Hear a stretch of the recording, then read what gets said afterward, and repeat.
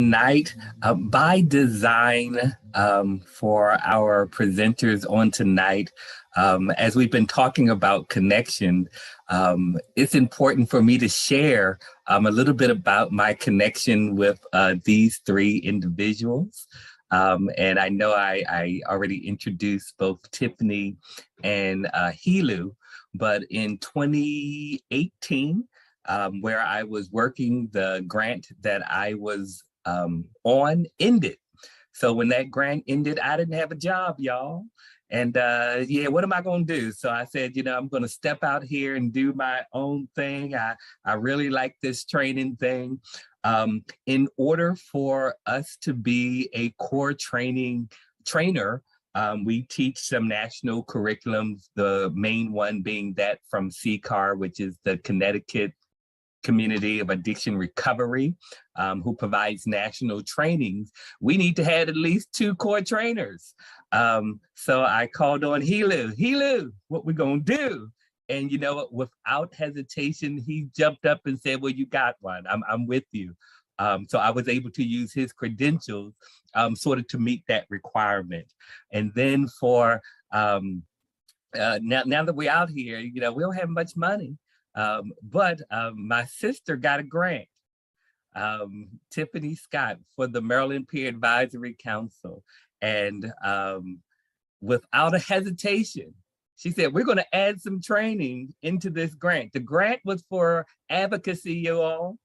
But she said, you know what, we're going to advocate for more structured training within the recovery movement. And my selection is 3C. Now, we're just a brand new organization. I had a training history, but as a company, we hadn't trained nobody yet. But she signed on for, and I won't even, I'll go ahead and tell the amount. The amount started out with $75,000 for the grant, was increased to 100, and literally, she says, I trust you with the process. So for the business side of impact and handling that money, she said, it's in your hands. I trust the receipts that you're coming through is right. She said, and I'm gonna go ahead and tell on her a little bit, Reverend Bell. She said, I don't even check them all the time, Tyrell. So it's great to have those friends who really, can trust you. And it's also great to be accountable. So on the flip side of that, you have to be accountable and reliable as well, that she can see that in me. And then last, I just want to talk a little bit about Reverend Bell, because when I started, again, I came from an organization where the leadership had assured me that you step out there, we're going to be there to support you. Literally a few days before I went to leave, the person who was in charge at the moment, at that time, said, well, I don't know what you're going to do, but I hope that you have enough, backing. And I didn't say, but my thought was, well, didn't you say you were going to support me and back me? But like that conversation never happened. But here is Reverend Bell, who had attended some trainings of ours. At that point, didn't know me as well as she knows me now, said, well, what we will do is that we will take LTC under our wing. So the first $1,000, and it was some odd dollars out there for you to get the trade name, we're going to pay for it. When it came time for us to get registered with the certification board, LTC paid for it. And she did these things without asking for a dime from the first day that they paid to now, never having made a request, never having held over my head. Well, when you were beginning, I did this, that, and the other. And on top of all of that, well, I am operating out of my house now, but that's because of COVID. Beautiful office space. She said, we're not doing anything with that 3rd floor in their office building right now, so that the space is yours.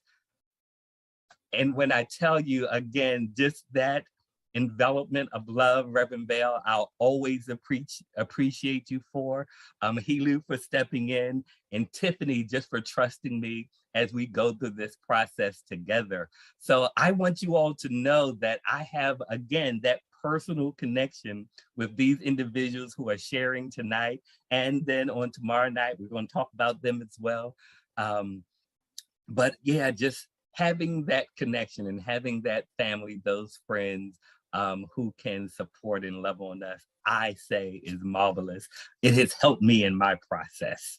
So now I'll read the formal introduction that we have here for Reverend Bell, and then I will turn it over to her so that she'll have adequate time to share with you tonight. So Reverend Bell Leonard is the founder and executive director of the Light of Truth Center, LTC. LTC has been providing recovery services for over 20 years. Under her superior leadership, Reverend Bell has developed LTC into a full-service recovery organization that includes multi-level supportive housing options, treatment services, recovery educational programs, wellness programs, training, and meeting space facilities. She is a successful graduate of the Weinberg Fellows Program, a certified recovery trainer and specialist, and former Maryland certified volunteer with the Maryland Correctional Institute for Women.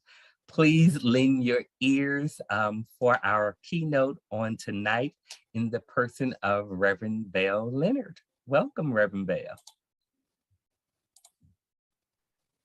Thank you, everyone. And what an honor it is to be here tonight with all of you.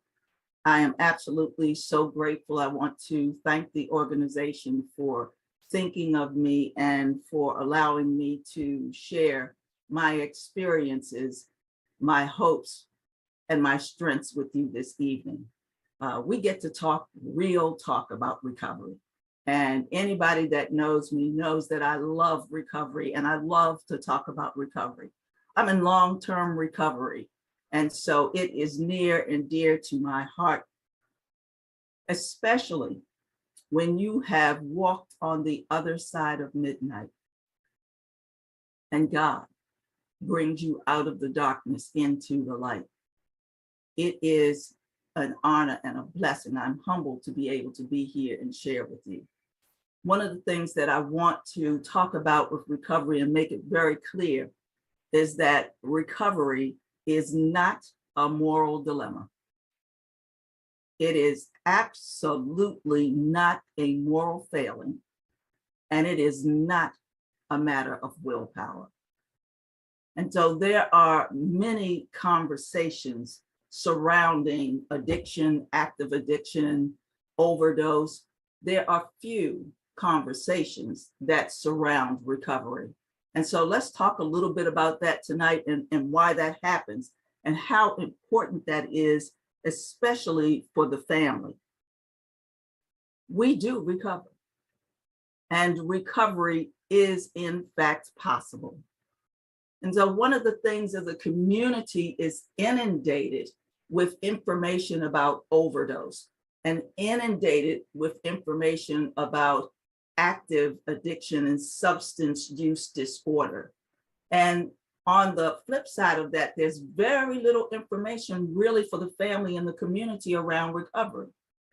We were in a town hall meeting just recently, and we watched a presentation. It was probably about maybe 20 minutes, 25 minutes.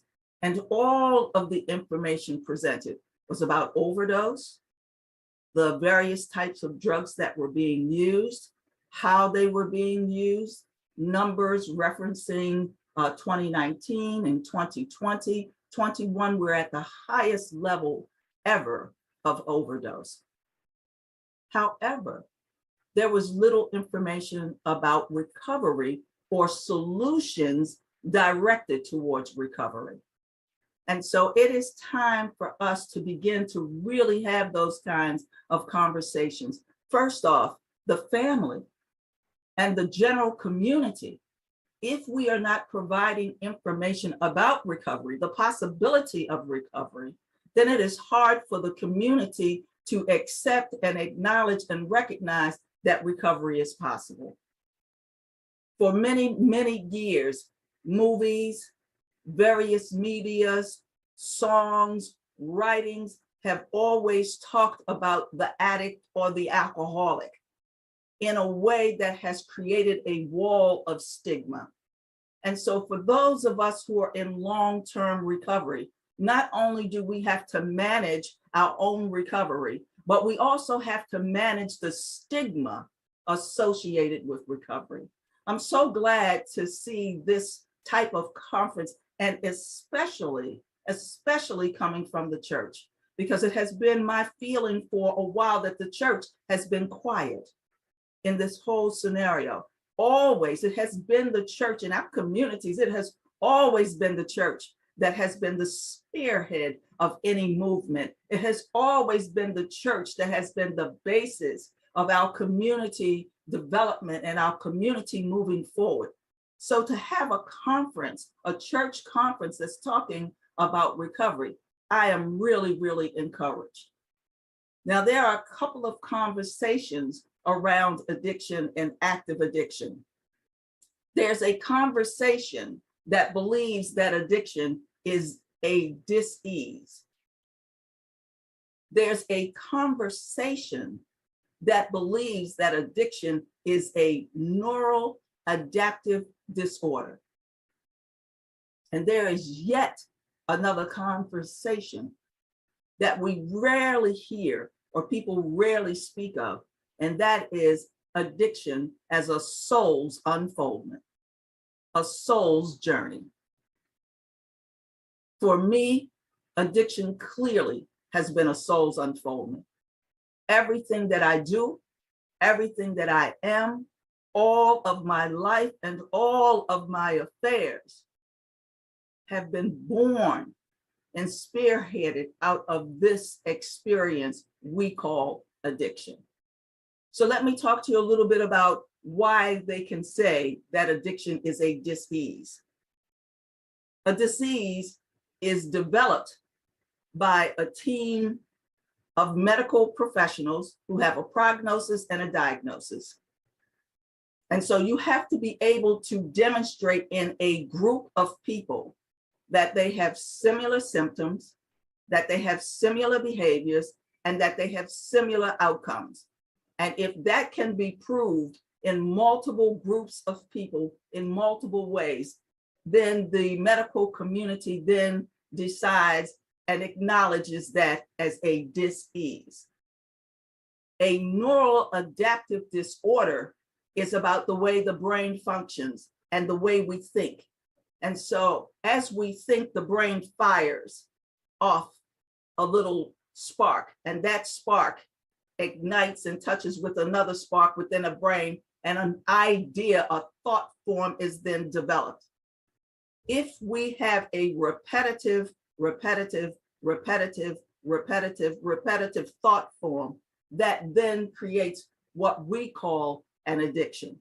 And you can see that it is not simply with a drug or with alcohols. It can be with food, it can be with shopping, it can be many things. It's the repetitive thought. I liken it to a field. And you know how you have a grassy field and people begin to walk across that lawn or walk across that field, and then there's the brown spot that then begins to develop from the repetitive walking back and forth, walking back and forth. Addiction is very much like that in the brain. And so just like with the field and just like the grass, the only way to heal it is to stop walking through it. And so for those of us who have addictions, it's the same way. The only thing to begin to heal that brain, that part of our brain, is abstinence, to stop using. However, abstinence is not recovery. Abstinence is simply the tip of the iceberg. It is the very beginning of the recovery process. Because when we take a look at the recovery process, and I'm going to make it personal for me, is a change of ideas, a change of attitude, a change of perspective, which then brings about a change of behavior. And so if I stop using and do nothing, I still have a challenge. I still have a challenge. So that real growth, that real change, that coming into, because addiction is threefold. It's not one, it's threefold. It's mind, body, and spirit. And so each portion, each part of addiction must be addressed in order for the whole person to be healed. The body has to be addressed, abstinence. The mind has to be addressed, information about recovery and learning about the disease of addiction. And then the spirit. There's a whole unfoldment.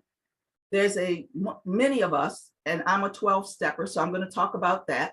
I'm a 12-stepper. So in the 12-step process, there are spiritual principles associated with the step. With each step, there's a spiritual principle associated with it.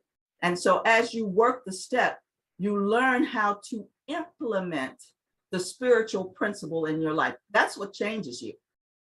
Using the principles of spirit, using the principles of the divine to then develop and change and alter your life, your thinking, your behavior. For families, it is very difficult to distinguish the difference between addictive behavior and addiction. I'll say that again. Very difficult for the family and the community in general to distinguish between addictive behavior and addiction. Addictive behavior is those behaviors that we develop over a period of time in order to support active addiction.